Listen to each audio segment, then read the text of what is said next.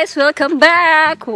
It's November 10th, and our question for today is: when you find out you are not invited to a party, how do you feel?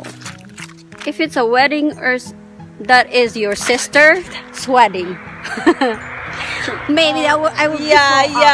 Yeah, that's Or true. your cousin didn't invite you, yeah, that would feel awful. But if like for somebody that you just know that has a party, throwing a party or birthday party, your friends or something like that, I don't think it's something that you have to get mad of.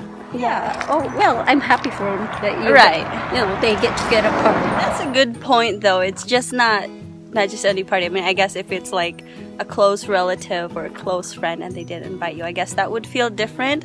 But I haven't really had many people invite me, so I don't know. And like I said, I really could care less. I mean, I appreciate it when people do invite me. Some of you may have invited me in your birthday party.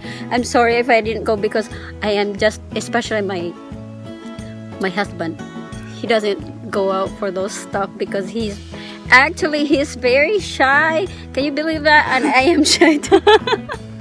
Especially eating thing.